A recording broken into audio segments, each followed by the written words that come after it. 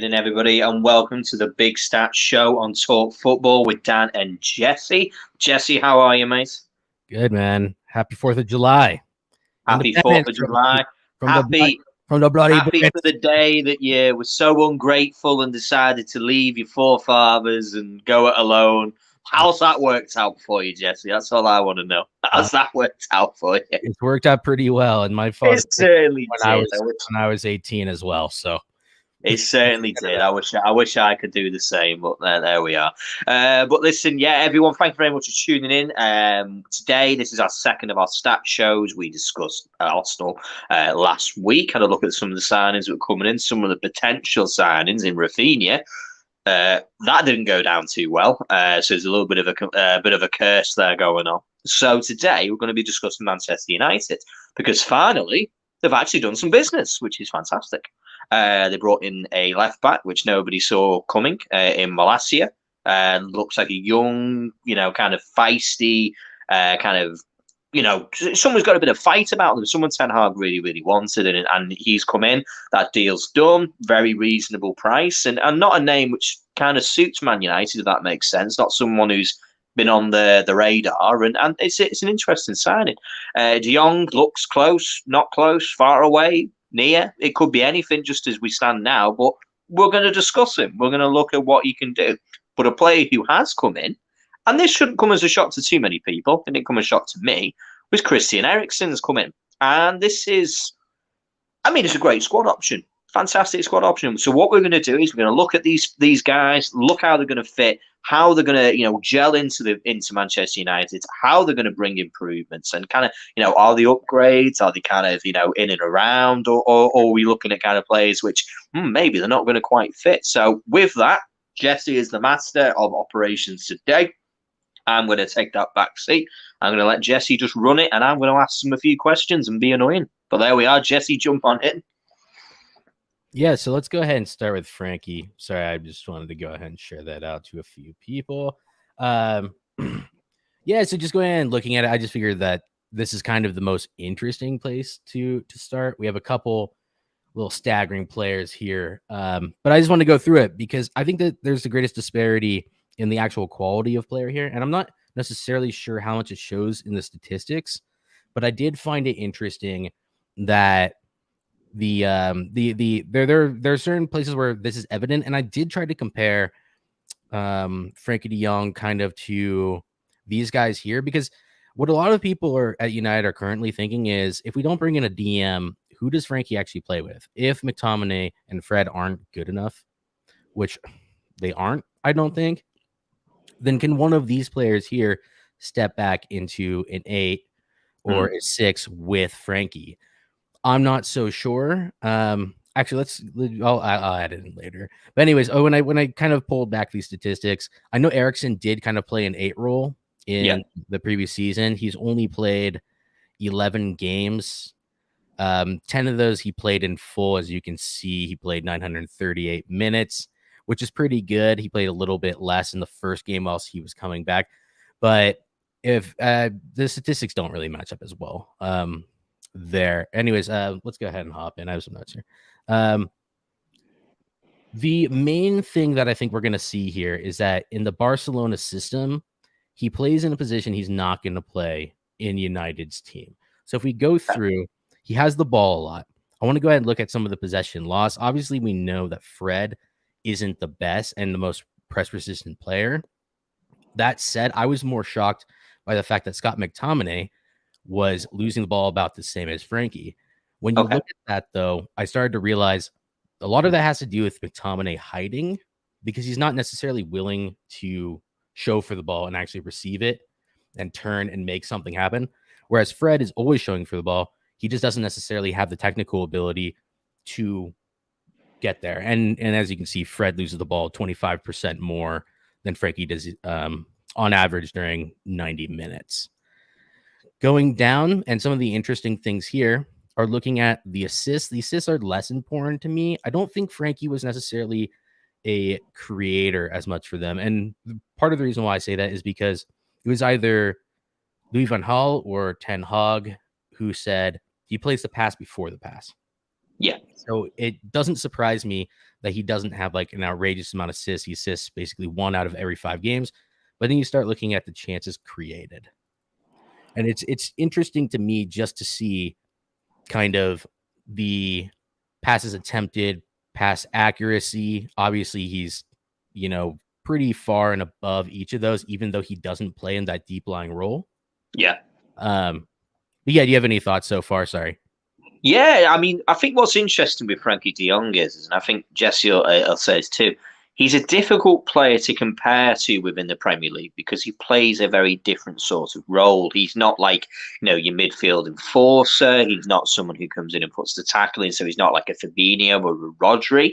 However, he will play a deeper role in their kind of position with on the pitch. He's not what you would suggest as like an advanced 10, where like a Bruno Fernandes or someone who plays in behind strikers and creates assists. However, he has got that in his locker, as you can see. He's someone who can create chances and create passes. And as Jesse alluded to, and I think this is clearly what the Dutch managers are suggesting, is he's the man who plays the pass for the assist. He's the one who unlocks the door for the person to make that assist. So he doesn't quite get all the plaudits that he should do. So it's quite difficult to kind of look at Frankie and go, okay, in United, this player is his comparison. And there really isn't. But what we need to look at is all of that green. And I think that's so important to see the quality improvement of a player like Frankie de Jong, is that he's head and shoulders in almost every department better than both of those current midfielders. Yeah, and so that's kind of the interesting thing when you actually start like going past the overlying numbers and starting to look at the percentages. Obviously, a higher pass accuracy, you would kind of expect that out of any Barcelona teams. But even then, they have the same amount of passes attempted. Now, Fred plays in a deeper role where he's more prone to picking up the ball in that kind of the twin 8 position, which Frankie really hasn't been playing.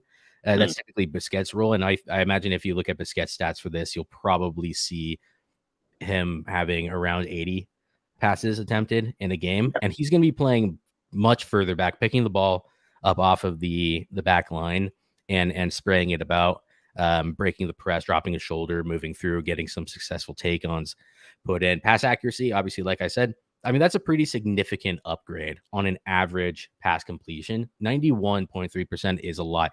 But then you start getting into the actual, like, kind of the more forward passing numbers, and you see 2.8 is about the same as Fred per 90. But look at the difference there. It's literally 20% of difference on long pass accuracy. So I think you start to see a lot more when it comes to the actual percentages instead of looking at the overline. It's 4 out of 5 instead of 3 out of 5 are hitting the destination, and that makes all the difference when it comes to controlling a game and creating good quality chances. Yeah, exactly. And then you see even things like this: 1.2 to 0.2, so about 1 in every 6 for every 6 that Frankie sprays off. Fred has 1, so he has a higher crossing accuracy, but he does it much less. So it's kind of hard to gauge necessarily what's going on there. But Frankie's also not necessarily. I'm actually surprised you see them him putting in 1.2 crosses a game, but at the same time they're also playing on the forward foot and playing much higher up the pitch. See, the problem with United is that we've been playing in our own half the average possession for United last season was something like 45% possession. And that's it's absolutely terrible. Not 65 to 80%, which is what you really should be having as a top side. Just before you go over, I think what was interesting there, if you just go back up there, it was passes completed in opposition half. I mean, look at that. 34.2 passes. This is where we get down to brass tacks. This is where we really get into what's important with a player, is that he's creating passes where it's hurting the opposition, and that's what he's going to bring. Is you could have 100 passes in your own half, but what do they matter? Nothing. Joe Allen probably had 100 passes in his own half, all of which went sideways or backwards. What matters is those important passes in the right parts of the pitch. And Frankie clearly likes to get involved and be able to be putting the pressure on the opposition. So, yeah, that's a really important stat. And look how far and away he is. I mean, 34, I mean, he's a good 30% above Fred there, and Fred's numbers at 28 aren't terrible, but 34 is much more like it. Yeah, exactly. And I mean, it kind of reflects in what you see here. Forward passes. Look, it's pretty hard to pass forward when you're on the edge of an 18-yard box. A lot of that is recycling possession, moving it around and shuffling the ball to the other side of the pitch. So not a whole lot of these really impress me. Take-ons. McTominay's actually exceptional at take-ons. It's something that he's very underrated for. The problem is he's a big guy, isn't he? Yeah, and he just doesn't pick up the ball that often. Whereas Frankie picks up the ball way more often. Actually, I'm curious to see real quick, just so we can take a look at the touches. I mean, he picks up the ball a decent amount more. But also in those positions, this is in my opinion, just from what I've seen of Frankie over the past 5 years, this is his greatest strength, is his ability to take on players. Yeah. So, I mean, just looking at that 85%, 76 to Fred's 58. I mean, that's pretty ridiculous. But that's not Fred's game. It is McTominay's game. But I would, if I were to pick one of McTominay's greatest strengths, it would be his take-ons. Yeah. I mean, he does win, one in every or 3 in every 4. Whereas Frankie de Jong is basically, he just beats the press every time he's there. Another interesting one I like to point out is this one is ground duels contested. Now, like I said, Frankie is playing in a position-based system. So he's not defending as much as these other players are, but he's winning a significant amount more, 13% more ground duels than Scott, and 16% more than Fred, which I just think is interesting. It just kind of goes to show, more often than not, he is winning the ball off of players who are trying to go past him. And this is what's important. I mean, this is why it's so important for Erik ten Hag and Manchester United to get this signing, because he's already a huge. Just looking at those numbers, looking at the statistics, it's undeniable that he is going to massively improve the midfield options currently available between McTominay and Fred, of which neither of them, I'm afraid, will probably ever be where Frankie de Jong can be at his quality and his skills that he already possesses right now. And this is Frankie de Jong also playing in a Barcelona team, which isn't quite his style of play or something that he would always do. What would be important to see, and this is where we could come back in 12 months' time once, if Frankie de Jong does come to United and the deal gets done and all's merry in the world, is that we can look at Frankie de Jong's stats at Barcelona last season and this season at Manchester United under Erik ten Hag playing his football. And I think we would more than likely, I think almost certainly, see a greater improvement either on the figures that we have right now in a number of departments. We will see reductions in parts of his play, which he probably doesn't want to have to do, but he has to, but increases in things which he's strong at, which is what's most important. This was something I was having a discussion earlier today with on a space, and it was about Calvin Phillips, and someone came out with a statistic, Calvin Phillips was the second highest player behind Rodri to win the ball back. And you can take that stat in two ways. You can see it as a good one and go, oh, look, he's brilliant to doing a particular job, which he is. But it's also can be looked at the other way, is it also proves that he's in a team that doesn't have the ball very much. So that's why sometimes statistics can go up and down and get changed. So I think Frankie's going to be a huge, huge improvement. And I'm very excited, even as a Liverpool fan, to see what he can bring under the right system after a couple more years. And, with the right manager, literally the right manager in charge of him. Now, I suppose the question to you, Jesse, is who's staying in this midfield with Frankie? Is it going to be one of these two, or do you think it'll be somebody else who'll drop back? This is why it's starting to get a little bit treacherous, just in my opinion. I don't think that we have someone who can hold a midfield 3, but I do think Ten Hag might be forced into a midfield 3 because I don't believe we have the players to play a midfield 2. If that makes sense. I just don't see how not sticking, especially if you're going to play someone like Bruno in a 10. You know how I feel about that. I'm very happy that we're getting Erikson because I don't trust Bruno to play in a midfield 3 as a 10. It just wouldn't work for me. So no, I understand that definitely. Yeah, so if I'm honest, no, I think we'll go ahead and probably see a 2, but then over time we'll see that evolve into a 3. It's Yeah. just my opinion. But. Well, one see probably what's important to kind of see is this deal. Let's look at it this way, right? Frankie De Jong is not going to be playing in the preseason in Bangkok. It's not going to happen now. That there's not enough time for that deal to be sorted and for him to be on the plane right now to go and play Liverpool, which would have hopefully have been our first opportunity to have seen him in the team. But that's going to be very unlikely now, just because the deal isn't done. And secondly, it looks like this is on the go slow. This could go on for another week, 2, 3, a month, 6 weeks. Who knows? But everybody knows that this is kind of Manchester United are all in. The hand is on the table. They're paying the money. They're just breaking down the bonuses and the details and whatnot. They want him. I think the question now, according to reports, is it's sort of on Frankie. It's in his court now, and he's got all the time in the world. Let's look at it this way: he's still getting paid. He's got 2 clubs, and he might just take his time. He might just take his time, take a week, take 2. So who knows? But we'll wait and see. And I'm excited. I think I'll be interested to see what he can bring. Another player I'm interested, Jesse, if we're going to go on to him, is Christian Erikson. If we're going to move on to him. Yeah, we can move on to him. No worries. Yeah, the interesting one about Christian is just the outright stats, the clear improvement he is in possession over the other 2 players. Christian Erikson is definitely, these stats at least show that he's been much more of an 8, like a progressive 8, than obviously the 2 10s we have here. With Donny, what you'll see later on is that he has a bit more control, a little bit more sideways passes. He doesn't give the ball away nearly as much as Bruno and Erikson do. But at the same time, and I'm using Van de Beek's last season at Ajax because there's no data for anything at Manchester United or Everton. Like, there's really nothing to even draw on there. But the first thing that we start with is ball recoveries. I mean, they're pretty much the same, Bruno and him here in touches. They play in a position where they do see a lot of the ball. They're typically for Brentford and United, the players who the ball goes through.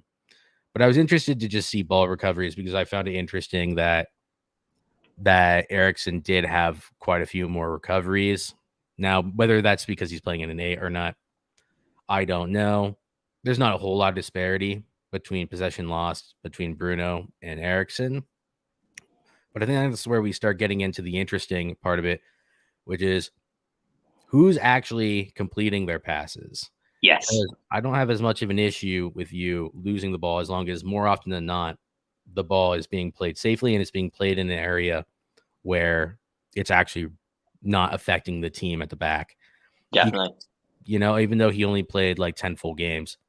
Shot accuracy, I just added that in. Really, assists and chances created. Now, this is an interesting one. Since Erikson came in, I think he was the 3rd highest chance creator in the league. Bruno Fernandes was nowhere near it near the end. So take it with a grain of salt. He's also playing in a team that was much less well-rounded. Actually, I wouldn't say that at the end, to be fair, but a team that was not as good and had no right. Yeah, no, 100%. I mean, this is something I think we should kind of just put a caveat or asterisk against. We do appreciate that Christian Erikson and Donny van de Beek's sort of 90s numbers are kind of skewed. We do appreciate this and we know this, but unfortunately, we can only go off the data that we have. We know that Christian's only played 11 games. Now, if he played 2 games in which he scored 4 goals and ended up, getting 5 assists, his numbers would be off the charts. So we do understand that, obviously, and again, same with Donny as well, because he's only played 22 games. His stats are also got some skewedness to it, and only Bruno is kind of the stalwart there. But we can only go off what we've got, and I'm impressed by what we can see because it's showing that even in the short burst, look at Christian Erikson's sort of kind of figures. He is very consistent. Even over the course of 10 games, this is what you get, as you say, in a team with much less quality. Going forward, potentially going forward, having the right kind of structure and player quality around you, that he's able to, to have this freedom, to do what he wants to go and do. And I'm very impressed. Yeah, and as you can see, it's the passing quality is just pretty evident everywhere. Yeah. And like I said about Donnie, in his last season at Ajax, he was playing as a 10. But if you watch Ajax teams, they take care of the ball much more than they do at, let's just say, United or a Brentford or wherever that may be. A lot of the time, you'll see them enter the final third and then still recycle it because that final cutback isn't on. So they'll ping it all the way back into midfield and just reset straight from there instead of trying to just drill it in first time. Yes. Yeah, passing accuracy. I mean, there's not a whole lot to say. I think it's obvious just from watching the two players between Bruno and Erikson, which I think is the main contest. I could see Donnie dropping back into an 8. Yeah. I really could. I think it's pretty obvious who the more careful, better passer of the ball is. Duels contested. This is a good one. Duels contested is about 33% more than Erikson's. Yeah. And duel success is about the same, I guess. So I don't know. Ground duel success at least. Duels contested. See, that's the thing. Like, I feel like Bruno is just that player that's just chomping at the bit all the time. And part of that is the reason why he's always out of position. And Yes. I don't think that statistics, being a number 10, duels contested, I mean, that's great, but I'm just not sold on it. It's where he's contesting these duels is the question, isn't it? Because if he's out, I mean, I've watched Bruno on a number of occasions this season. When the going was getting tough, and I was watching a Bruno who was just so far out of position that it was almost amateur. It was almost a semi-professional level of sort of, why are you there? Like that. It looks great because to the eye test fan, it'll be, oh look, but he's working hard. Yeah, it's not about working hard. It's working hard in the right times, in the right moments. To use the colloquialism of Jurgen Klopp, it's doing the right things in the right moment. And as a lot of the time, he was doing the right thing, but at completely the wrong time. And that's just as bad as not doing it at all because he's making gaps and causing problems for the rest of the team. And this is something that you brought up, which I'm really interested to see is the fact that in the Ten Hag system, that he's going to bring in, Bruno is going to have to be so much more restrained and controlled and sort of just professional in his positional play because the game style is very technical, I believe, from what you've been describing to me. It's a very kind of technical level where everybody needs to do their job at the right time. And I think we've seen that from some of the PR videos that have been put out by United of Ten Hag being literally saying, I need you here when this is here, and everything needs to be the way I say it is, or it's just not going to work. Yeah, he'll have allowances to move around, but he'll have to move into the right positions and spaces. So it's not like he won't get to move around. He'll get to roam. He'll just not get to roam wherever he wants. He's not going to get to chase down the ball and pretend like he's a striker when really he needs to be back in the 10 position, dropping back because we're out of possession. Whereas Erikson has a lot more positional sense. I wouldn't be surprised to see Bruno started out on the right wing or something sometimes. Honestly, like I just wouldn't be surprised. So looking at your opinion of, say, Manchester United's midfield, we'll go on the basis that we think the United will end up playing a midfield 3. Will this be like a 4-3-3 sort of formation, do you think? That's interesting. Like, honestly, I think it might resemble something more of like a lopsided 2. It's gonna, I don't know how to explain it without having a big screen or something, but I mean, it's gonna be a 4-2-3-1. It's gonna be a 4-3-3, I imagine, out of possession, just because I think the 10 will drop in to help progress the ball into the forward line, which is really what I mean. I mean a 4-3-3 in possession, but a 4-2-3-1 out of possession. So looking at your midfield and assuming that Frankie de Jong does sign, who's going to be, in your opinion, the starting midfield? Starting midfield right now, impossible to tell really, but Fred, de Jong, and either Bruno or Donny. If I'm honest, that's the only way I can see. I mean, McTominay is just not good enough. This is what I'm saying. Ten Hag will have his own opinions. So, well, that's the interesting thing, isn't it? It's an interesting one that even yourself, who's you study the kind of situation, you study the kind of formations, and even for yourself, you can't quite tell. And I think that's down to a personnel issue rather than your lack of kind of I don't know I don't know what. It's a case of I know what, but I don't know who because I can't get in Ten Hag's head. Because from what you're seeing, you're like, which players can do what they can do, and ultimately, Jong will do it, and you're then thinking, well, we haven't got the personnel, so Fred will have to probably come in, and then it's like, well, Bruno or Donny, and you'd think it'd be an easy equation for Donny to come in because this is where he should be. The problem is that he spent so much time not playing this football. You may kind of go, well, how long is it going to take for him to kind of, be gelled back into the team? And that's a question I've got in my mind. Yeah, I also think it's interesting to see how they match up because in a Ten Hag system, one will go automatically, one midfielder will go in those six positions, and that will form the 4-3-3. Or that sort of shape, because you get two midfielders pushing forward. You'll have a defender probably push up, either the left wing back or the right wing back, depending on which midfielder moves, will come into the midfield. Our right side is too weak to do that. So I imagine you're going to see a lot of build up from our left side, which is not a great situation to be in. But that's why it will just be interesting to see who can play that role, because then you'll see who's going to be holding more.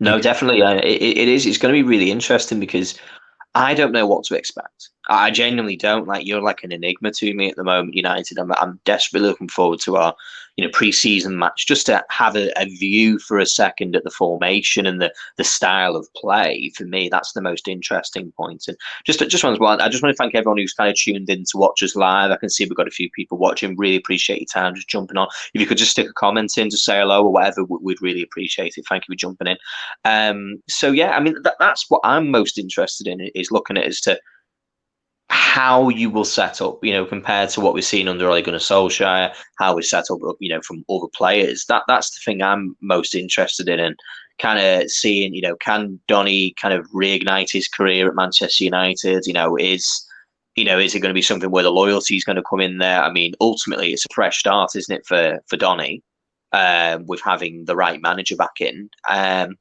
However, at the same time, he's going to have to prove himself. I'm sure Eric won't be happy having seen the way Donny has been the last couple of seasons. I'm sure he won't be greatly impressed, and he will have some onus will be added to Donny about his play. I don't think he'll be let off scot-free and gone, oh, well, don't worry about it, it's everybody else's fault. I'm sure he'll have the opinion of, Donny, you're good enough to be in any team, so why are you not? That will be his kind of opinion. So I think everyone's starting off on the same, kind of score sheet. So I'm really interested. Your midfield's going to be an interesting situation going forward. But one of the other ones is I think one of your new signs which has been brought in, which we're going to discuss, is Tyrell Malacia. And this came out of left field. I don't think anybody outside the Eredivisie really, unless you follow Dutch football, kind of knew who this guy was. But, I mean, from what I can see now, look at all that green. Fantastic. Yeah, and I think what you'll find with him is he's just a better well-rounded fullback. I don't think that he's going to be outstanding. You'll see later on, Shaw and him are decent competition. This kid is definitely more capable of getting up and down the line than Luke Shaw. He definitely gets more involved, hence the fact that he can get up and down the line. He's always in the right positions for the most part. Yeah. Tellez actually has some stats that will just blow them out of the water, because out of the three, Tellez is by far the most technically proficient player. Yeah. He's just too small, too lightweight, and not quick enough, not fit enough for the league. Actually, I wouldn't even say not fit enough, just not physically capable. He's not an athlete. No.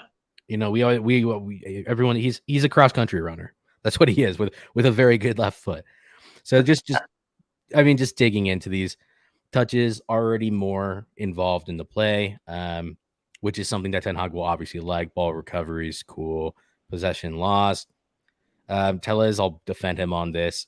He does play kind of Hollywood balls, but they tend to work out. No, because he is very good with his left foot. So I kind of don't mind when he does it, because typically they go into the right areas, if not directly to the right person.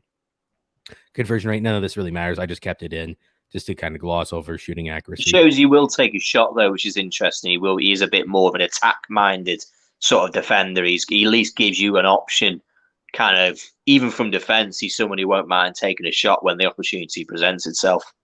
Yeah, I also think that's part of the fact that he's actually fit enough and attack-minded. So he's attack-minded, but he's also fit enough to go take a shot. Part of Shaw's biggest issue is that he's not brave enough to overlap or push into the final third, because he knows if he goes for that run and we lose the ball, then he has to get all the way back, and he knows he can't do it, which is just unfortunately where he's at. But then just looking at like shooting accuracy and stuff, He blew him out of the water, hasn't he? Tell is like, yeah, he's got a wand of a left foot. He really does. Then even looking at this, like chances created per 90, Shaw is not a bad player. No, he's not. He just needs to do more. And I think Ten Hag understands that he can't play Shaw every game. And Malacia may well take his spot. By the way, I heard it was Malacia and Malacia. Malacia apparently is what the people at Feyenoord call him, but I'm not going to do that. I'm sorry, Tyrell, but like you're Malacia or Malacia, or you're Malacia or Malacia to me. This is it. I can't do it. Pass accuracy, you'll see a lot of very similar stuff there, isn't it? It's not a huge degrade there, but it shows that he's even at his young age, he's matching numbers of players who've got plenty more years of experience on him, which is really impressive. Yeah, exactly. And he has a lot to improve, and I'm sure that Ten Hag is the right coach to go ahead and get that out of him, especially since he's the one who's been eyeing him up for 2 seasons now. Oh yeah. Passes complete opposition half. This is one of those things that I don't take too much of a note with when it comes to United, because we have been playing a mid to low block all season, which is not what we should be playing. But having players comfortable playing in the opposition's half is also a good thing for sure. I mean, we don't even need to just everything. Well, it's the tackles there. Look at that, 66%. Take on success. 1 every 2 out of 3 take ons is successful. Literally to the point, 6.67. It is every 2 out of 3 he will win. Fouls 1, which is fantastic. He's obviously a tricky young player who can pick up free kicks when you want them. He's even, obviously won a penalty at some point, proving what we said just before, that he's someone who's willing to get into attack-minded positions. Those ground duels contested, he doesn't mind getting stuck in. He wins them more often than not. He's in and around when it comes to picking up a yellow card. He's feisty. This is what happens. They're going to have to take one for the team. And I'm really impressed. I mean, tackles made 2.8 a game, practically 3 tackles a game. He gets stuck in, and that's something which United have really lacked in the last season, is fighters. And from what I can see there, he's a fighter. Yeah, I also like this one. I mean, a yellow every 5 games is acceptable. 1 every 2 games is absolutely not acceptable. Yeah, exactly. You're going to end up being suspended constantly if you're picking them up at that rate. Yep. 1 every 5 games is just, that's par for the course for a defender. That's just the way it is. Exactly. And this just tells you who's getting caught out of position. Tellez wasn't playing that high up. I think Malacia is just quick enough to get back. Shaw, this is his signature. He gets a yellow every 2 games. And I know it looks like this. It looks like he plays a ball in. The ball gets played in behind him. He gets back and he pulls the guy down every single time. It's always the same. It's never like a crunching tackle or something. It's always the guy gets past him and he just tugs the shirt. Guy goes down. He turns around and gets the yellow. Like it's just soft nonsense. But I think but it also shows is in the quality as well. There, I'm just looking there. Tackles made from Luke Shaw, 1.2 tackles against Terrell Malacia, 2.8 tackles made. But look at the foul difference, as in the yellow card. So basically, for every 3 tackles this guy makes, he only gets 1 yellow card every 5 matches. But Luke Shaw gets, for every 1.2 tackles he makes, so he makes 1 tackle a game practically. Every other game, he'll make a tackle that won't work and get a yellow card. That's such poor numbers for a defender. It's actually quite shocking to me. And it's probably kind of evidential as to why his career has gone sideways, if not downwards, over the last couple of years, because those figures there they're strikers' numbers. They're not great at all. No, it's pretty awful. And yeah, that's basically, 1 to 2 out of every 1 to 2 tackles, or 2 to 3 tackles he makes, he gets a yellow card. It's actually outstanding. It's incredible that he's able to do that. But no, I think honestly, just as an overview, I think that getting in Malacia is gonna be a massive improvement in the long run. I do think he has a lot to learn. He does seem raw, but I think if you were to stick him underneath a Pep or a Klopp or Ten Hag or a Conte, there are coaches out there that can refine a player with that much just raw ability. So, well, he's a no-brainer, isn't he? I mean, let's talk about it. 15 million euros plus, probably about 15 million quid all in once you do the add-ons and all the rest of it. I mean, it's just it's top business at the end of the day. We know Feyenoord wanted around 20 million euros for the guy, so he's already undervalued from the club that sold him. I think they've actually stolen him away, to be honest. In all honesty, and this is a player which Ten Hag has wanted for a fair few years, and he wasn't able to get hold of him just because he was at Erik Ten Hag was at Ajax and he was at Feyenoord. It's just something that doesn't happen. It's Rangers, Celtic. They just don't do business. But now he's able to kind of come to a manager, and if the manager, sees something in him and he's wanted him for a while, then he said, "This is the guy I want." And I think he's going to improve at least your bench option. He's going to be somebody who, if Luke Shaw is the person who gets the nod initially, at least you know that when it comes to if an injury occurs, which is likely to happen, if a suspension comes along, which is likely to happen with Luke Shaw if he carries on with those numbers, that this guy's going to be called upon and he's going to be important to Manchester United going forward. And for me, I'm in a little way, he's your Costa Simicas, the way I see it. He's got numbers which, when I looked at Costa Simicas was putting up fantastic numbers. And it was like, how's nobody else spotted this guy? 15 million from Olympiacos, and look what he's doing. He's creating chances, he's winning this, he's doing that. And then it comes as a shock that when they come to another club, they go, wow, where's this guy always been? Where has he been? It's like, hey, listen, he's been there all the time. You're just not looking hard enough. Yeah, no, exactly. And I do feel like this is unprecedented in United's business. Not just because of the profile of player and going for a player who is a little bit cheaper, who is of that profile, being a young player who can definitely grow into a better player with a higher profile, but also because it represents a Ten Hag signing. Yes. This summer window, we've been seeing a lot of Ten Hag signings. No matter what the profile of player, whether it's going to be De Jong, Malacia, Martinez, Erikson, or someone like Anthony or whoever it may be, these are all Ten Hag signings, and that's all we can hope for at United at this point. Yeah. Players who will play for the manager, because no one is going to play for Manchester United in its current state. No one cares about Manchester United. No one cares. No one cares about the club. No one cares about the prestige or the history right now. They can play for the manager, though. They can find someone there that they can believe in. And if Ten Hag plays every card right, he'll have a statue outside of Old Trafford in a decade if he actually managed to even restore like a half of the actual feeling that should be around the club, because it's all gone. There's none of it right now. It's been eroded away, and I completely agree with what you're saying there. It's like, it's weird. Like, I'll say now, last season when we played Manchester United, and this is no cap and it's no dig. You were there when we watched Liverpool versus United, and we were on the Discord. You heard me. You listened to me. I genuinely wasn't concerned. Like, it was, and this is no day. It was like playing Norwich, and that's not like saying you were as bad as Norwich. I knew we were going to win.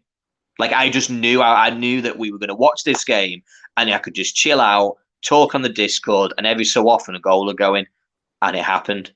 And it was no great surprise. I was happy when we scored, but it was a case of, was I shocked that we won by 4? No, not really.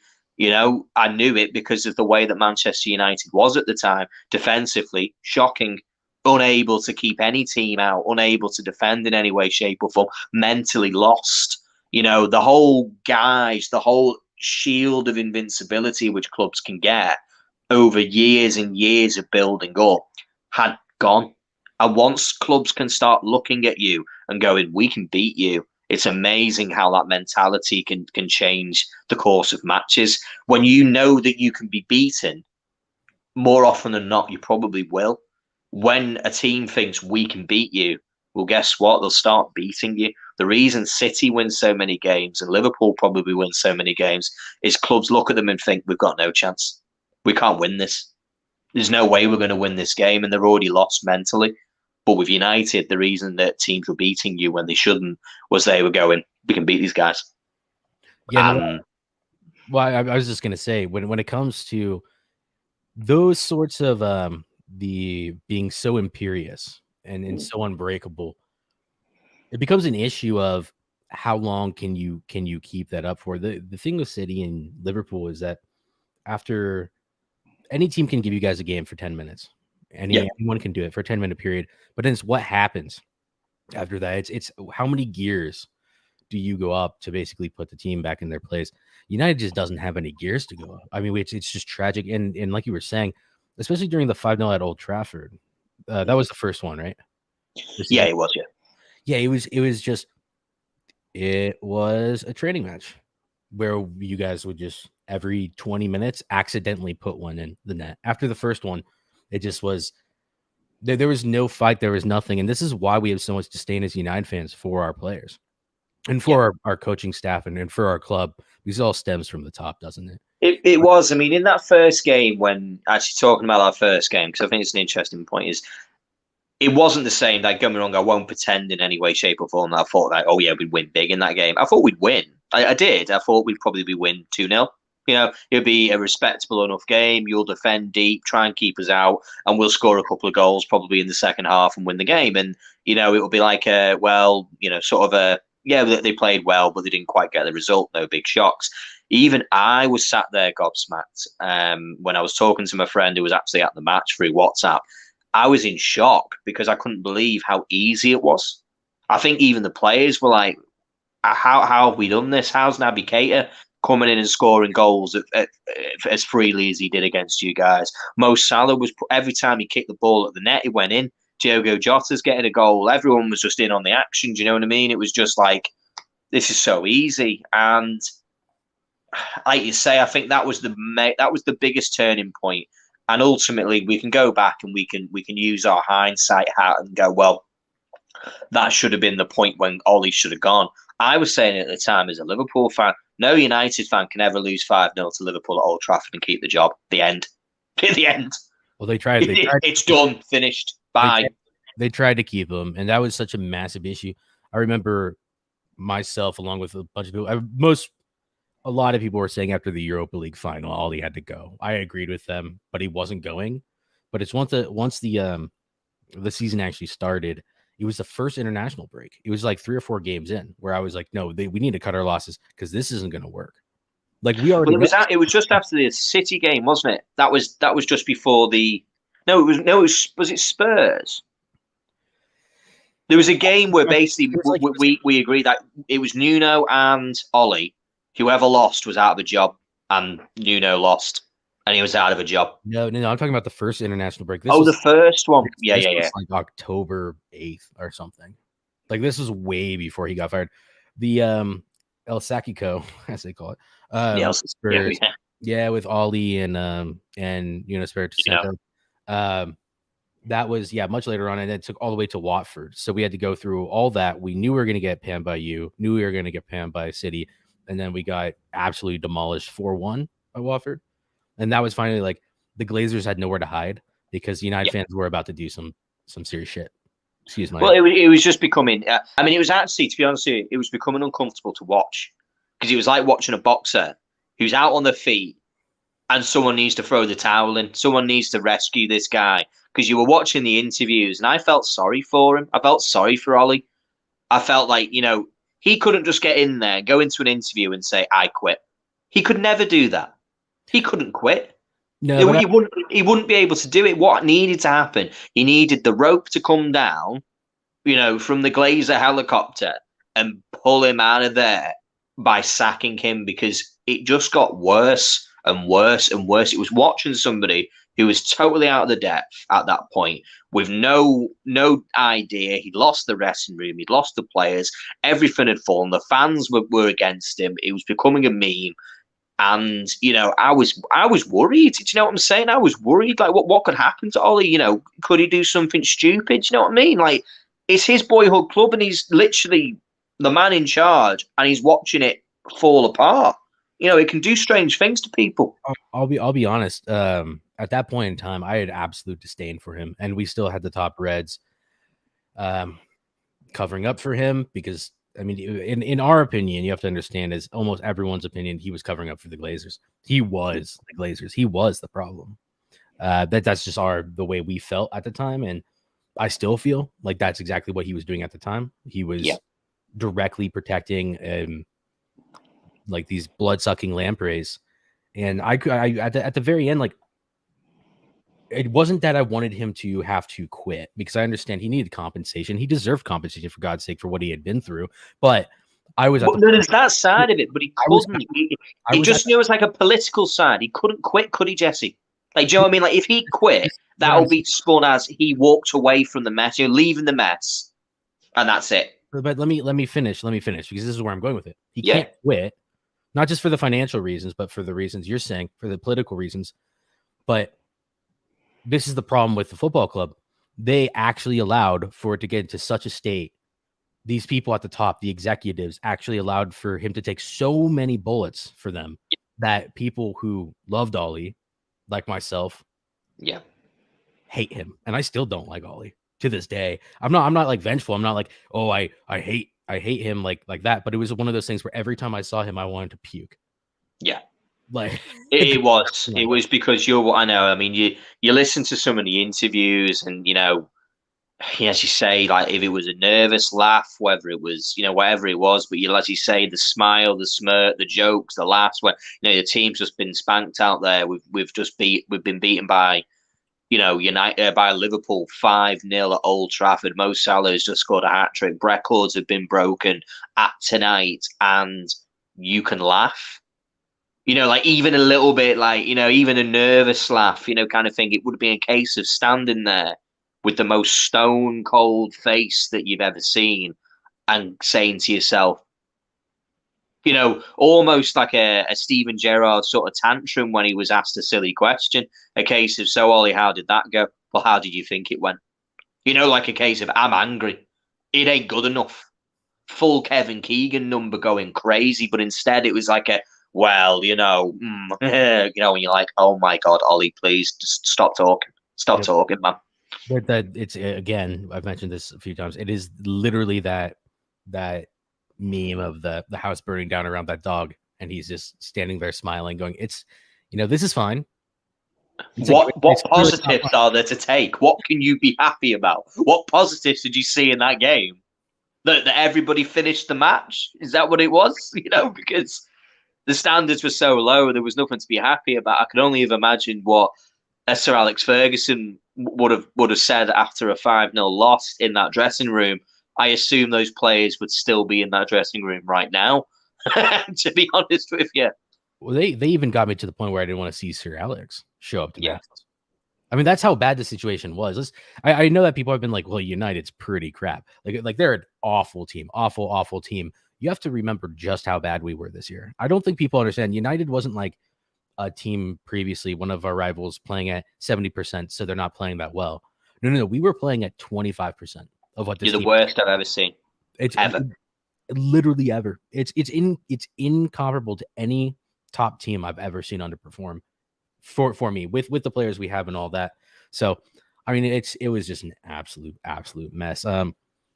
I can't think of a single other team that was that good who failed so spectacularly. And I think that's why I have a little bit more faith in our team next season if we get the right 4 or 5 signings, because if we come back, you're going to see we're not going to be playing at 25% next season. And I know we lost some players, but people like to talk about it. Matic didn't play. Mata didn't play. Pogba never played. Cavani never played. Who was the last one there? I know Rashford did, but he went in and out for a little bit, didn't he? No. I'm just talking about the 5 that left initially, just on a free. Because this is what people say. Oh, Lingard didn't play. Lingard didn't play. So people are like, well, you guys got severely weakened last season because like these players didn't play. It's like they didn't play last season or the season before either.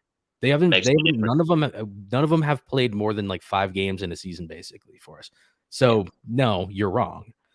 like they didn't play the season or 2 before. So no, it doesn't hurt us. Pogba's had surgeries for 2 years, just didn't play last season. Lingard was literally not in the plans. Matic played 10 games the season we got second, but I know.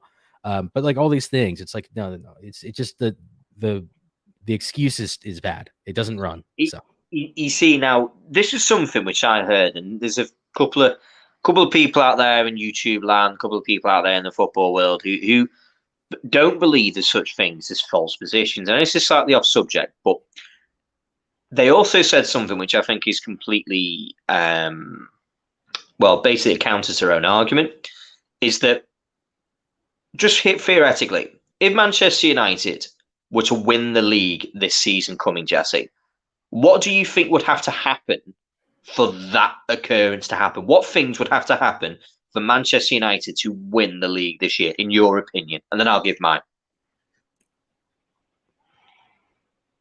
A miracle in the transfer market. Let's talk 3 more big signings, and something I would never wish on my worst rival in real life or football wise to happen to Liverpool and City. So I just wouldn't happen. Like I'm talking like apocalyptic, like meteors raining down on your guys' clubs. Like, yeah. Well, I mean, ultimately, like, you've said it, haven't you? Yeah, like you've said it.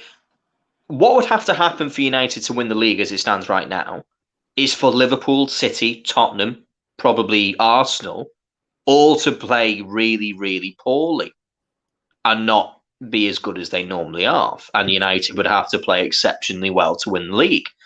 Now, for me, that is literally the definition of a false position. You're relying on other teams being poor. It's nothing to do with you being good. It's to do with the other teams being bad. So false positions do exist. They do exist because if you have to rely on other teams underperforming to get where you are, the reason that you are second with, say, 80 points is because Liverpool, who would normally say get 90, only got 75. That's what I'm saying. False positions do exist, and that's what happened in that league. Because if we go back and we go and look at it, United overperformed. I didn't deny that. I said false. No, you didn't. No, you didn't. I know you didn't. That's what people say is false position, and false positions exist. Chelsea were better than us. Liverpool were not better than us until the very end. The last 10 games, we were exceptional. Yeah, exactly. But you know what I mean? Like it's just one of those. Like it's a rhetoric. I don't like when people say false positions don't work because the league never lies. Well, it never lies in your position, but it also does sometimes lie in how good your team actually is. So exactly, I think that these situations do occur. Now, just before we come up to the end of the show, have we got one more player I think we need to discuss? Is that right? Yeah, we can cover Lisandro Martinez. Yeah, Lisandro Martinez, the shortest centre-back in Premier League history if he comes. 5'9", which is a very interesting situation. And I'm really, really interested to look at his statistics in comparison to the, we'll call them centre-backs from last season that you had available at United. So, Jesse, give us the rundown. Yeah, just look at this. Just off the cuff, per 90, 108 touches compared to 69, 61, and 66. Wow, 40%. Because he's playing in a dominant team that plays a high line. I mean, these are Van Dijk, Matip, they are numbers because they're actually up on the halfway line, controlling possession. Ball recoveries, again, high line. Double. Basically double. Yep, because they're intercepting the ball higher up the pitch. Possession lost. This kind of comes with the territory. He is a ball-playing center back. Harry Maguire, people say he's great on the ball. He's a ball-playing center back. No, he's not. He can't even ping. He can't even ping. I can ping a ball 50 yards better than Harry Maguire can. And I promise you that's true. Every time he tries to hit that shot, like that diagonal, that low diagonal just over the top straight to the byline, he can't do it. He floats it, and by the time it gets there, the fullback has already come out to pick up our winger. It's like that. You can't play that ball. It needs more pace on it. Needs to be there. It actually has to move faster than the player coming to intercept it, if you know what I mean. Then just going through all this. Sorry, excuse me. So possession loss, yeah, we kind of expect that. Passes attempted, obviously he's playing more passes. Look at, I mean, but that's it. Look at the numbers. He just loves the ball, doesn't he? Yeah, just loves it. And his accuracy is better, despite the fact that you'll see he plays more long passes. Yeah, long pass accuracy. This kind of surprises me. Vren has a very underrated left foot, which is kind of funny. But you can look at the other two. I would actually expect. See, the problem for Harry, I swear to God, they count that one where he just kind of like kicks it over the forward to the left back to Shaw, and I don't. That's not a long pass for me. That's like it's a short pass that you played over a defender. But I'm not going to take it away from him. Okay, he can have that, but I mean, long pass accuracy still better. I'm interested in through balls. Wow, yeah. Look at these numbers. These are good. Yeah, it's literally just so like when I'm looking at through balls, you can see like 0 played, 0.2. Victor is good on the ball, by the way. He is very good on the ball, and he's very good. Half a game. But he has that splitting pass to the forward at least half a game, basically, per 90, let's say. Obviously, passes completed in the final. Jesus.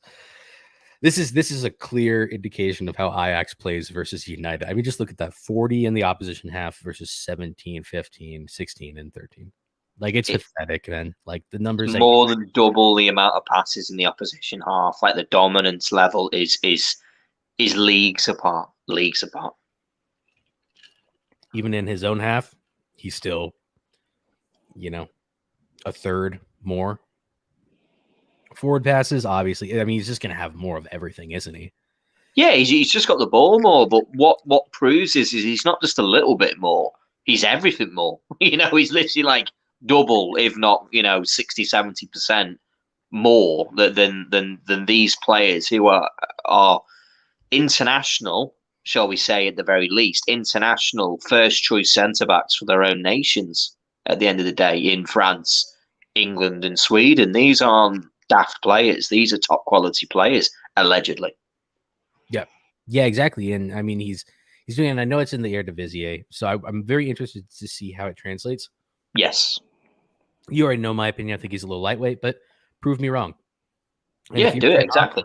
You're my signing. So I have no issues. Anyone who Ten Hag wants, bring him in. And by the way, a lot of people were saying, well, if we wanted Timber, that's our first choice center back. Why would we go for Latoro? That's our second choice. Maybe we should try to find a different position. Left center back and right center back are two entirely different positions. Yeah, different feet. It's literally different feet and different horses for different courses. It's one is going to play one way, the other is going to play another way. I personally would have gone Timber first, not just because of Ten Hag, but because of his physicality. But if he wants Martinez, we can go get Torres tomorrow. I think we already have an agreement from like 2 years ago, and then upped every year since then for him. I think that this is Ten Hag saying, no, I want him instead of Torres. And I can see why. I can, by them numbers, I can see why. Duels contested, cool. Duels contested again. It's because he's playing on the halfway line. Tackles made, cool. I want tackle success, but I don't think I'm going to get that right now. I mean, just defensive numbers, cool. Interceptions 2.2 a game. That's fantastic. This is kind of fucking hilarious. And again, it is. Excuse my language.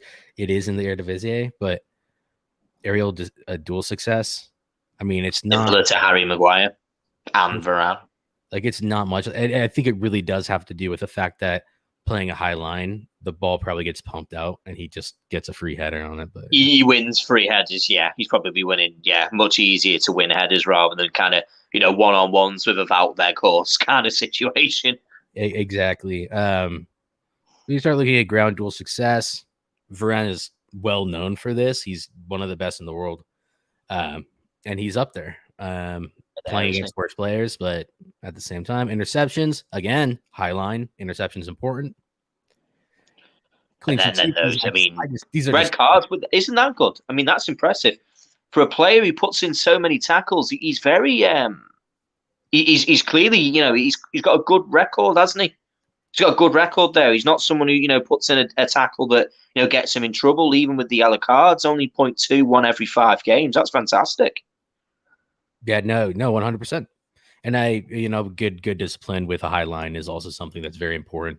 My biggest concern is who plays on the right if we get Martinez in. So Really? Yeah, just because you need pace. You still need pace on the right. It's like if you're pushing fullbacks up, you're always going to need someone to cover. And that is going to be in this system. It's either going to be, it has to be Varane and Martinez. I don't imagine we bring in Martinez. And Maguire just can't play in the system. It just doesn't exist in any way. He might get played at first, but it's not going to last long, man. You see those high lines. It's like you say. It's got to be one of two things, hasn't it? If not, hopefully both. You need pace to recover the situation when you play in the high line, or you need incredibly intelligent players with positional sense of, like Liverpool have, who are able to move at exactly the right time to catch players offside and hit with that offside trap, which is what Liverpool did all last season. And by the end of the season, they were absolute masters at it. And we were able, early on, we got caught out a few times when Alisson thankfully was there to bail us out because that's what he can do.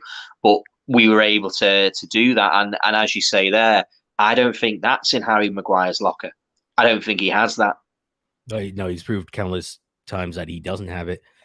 I would expect there to be like a bunch of different back fours that Ten Hag puts together during preseason and going into the beginning of the season. But I imagine it's going to end up being Martinez if and when we get him, and Varane, as long as Varane isn't injured. I just imagine that's going to be the way the cookie crumbles. So yeah. Hey, listen, I'm really interested. I mean, I'm looking at those numbers from a lot of those players. I mean, these are massive upgrades. Let's get it straight. Let's get it straight. These are big, big upgrades on what is currently available. But they're smart buys as well. Prices aren't ridiculous. 40 million euros, 40 odd million euros, whatever it is that we're talking about. It's probably the going rate now for a centre back at the end of the day who can play in Europe. And he's an Argentinian centre back. I have got my own concerns about the fact that he's very short. He is. He's 5'9". He's only 2 inches taller than I am, and I ain't a big fella. And if that's just the side of me. And this is what I'll say is, and someone can come at me and tell me I'm wrong, but I've done my research, I've searched. He will be the shortest centre-back to have played in the Premier League. And I'm not saying that doesn't mean he's not going to be a success, because it could be completely the opposite. But what I'll say is generally, there's been precedent when it comes to certain situations and with players at this point. The Premier League's been around for a long time. It's 30 years now that it's been here, that someone somewhere would have been there and done it already if it could happen. Now, I'm not saying that these things can't happen, because they do. But that's the side of it that I'm really interested in, how he's going to adapt to coming up against these very big physical players in the Premier League. I'm looking at you, Erling Haaland. I'm looking at you, Darwin Núñez. I'm looking at, your players, Chris Wood. These kind of guys, the big units, 6 foot odd, athletic, strong guys, who are going to be, up there. I'm talking corners and set pieces. He's going to have difficulties. And this is where I think you've mentioned it before, Jesse, is that if you are going to have a player of that stature in a centre-back, you'll need someone else somewhere tall enough to be in those set-piece situations to be able to kind of be, well, I'm going to win the header for him. Yeah, I'm also just kind of thinking about this. I think against teams like Liverpool, who are actually going to press us back, your cities and all that. Yeah. Even against City, I think you could have a Varane marking a Haaland or something like that, because they just don't have a whole lot. But against a very big physical team like Liverpool, I could easily see, if you're already going to be playing a low block or like a mid block, I could see you being able to play a Harry Maguire next to a Varane. Just for the physicality. Honestly, if Ten Hag gets the system right and we are playing high lines and we're playing them effectively, not ineffectively, I can see. I mean, you can play a Timber and a Martinez, but then as we've seen in the Champions League with Ajax many times, but then once you go up against a Liverpool where your entire back line is 6'5", and And Ibrahim Konate is nearly 7 foot tall, that kind of thing. Fabinho's like 6'4", and then your front line is small, but you have all these units already in there. So I don't know. Darwin Nunez has come in; he's a big unit now, kind of thing. There you go. Yeah. Now you have. That's something that Liverpool never really had when it comes to when Trent and Robbo were spamming crosses into boxes from crosses. We never really had the big tall guys unless it was Matip, Konate, or Van Dijk. Really, everyone else was. I mean, Jota, who's probably about 5'10", 5'9", somehow was able to spring like a salmon and couldn't half win a header for a guy who wasn't that tall. In all fairness, we weren't really known for headers in our team from our attack and whatnot. So yeah, I mean, I'm interested. I think that these guys would be great signings for United, and I'm as a Liverpool fan, can't say I'm not going to revel in the fact it's been enjoying watching you squirm a little bit trying to get some signings because welcome to our world. We've been there, trust me.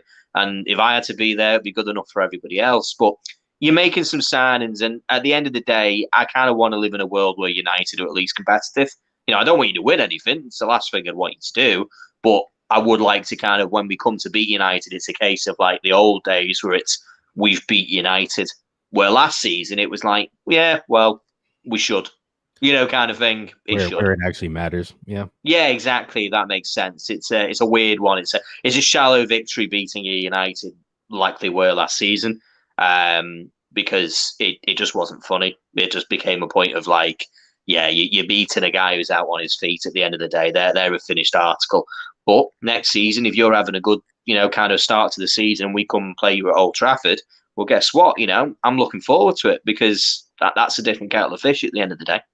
For everyone in chat who's watching, who he's watched every single one of these games with me this season, so he's just being nice. No, listen, we've been miserable. It's been awful. Like it gets to the point watching United versus Liverpool, even with your greatest rivals and rival fans, where it's just like, oh, Trent scored, oh, Salah scored. It's like, yeah, it becomes a nothing, and that's the thing. And again, for everyone who's kind of joined, everyone who's kind of subscribed to the channel, we really appreciate your time. Honestly, we really do. I mean, we're up to 216 subs now. We're looking to try and get to 1,000.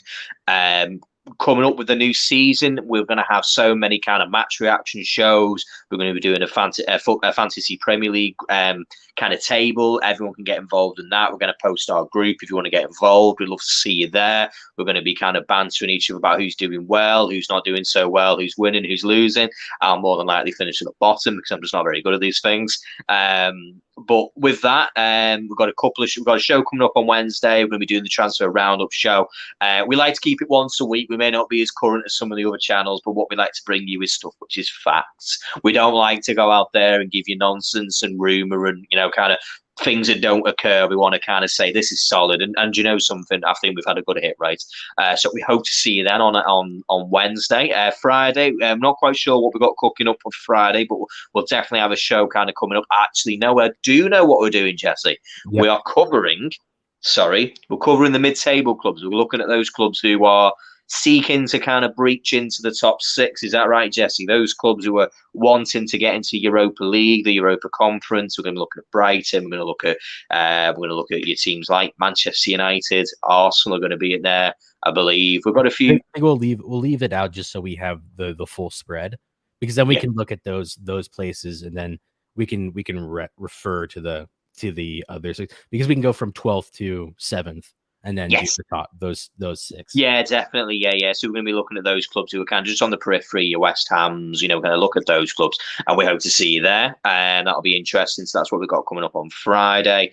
And then next Tuesday, I'm going to have a bonus show, which is going to be me and Jesse are going to be discussing the Liverpool versus Manchester United preseason game, which we're all looking forward to. Football back on TV, which is fantastic. I've waited so long for that. So we're going to do like a half an hour, 40-minute little chat, just kind of what we saw, what we were impressed with, what we weren't happy with. And, we hope to see you then. If you want to come involved, we'll put the link in the chat.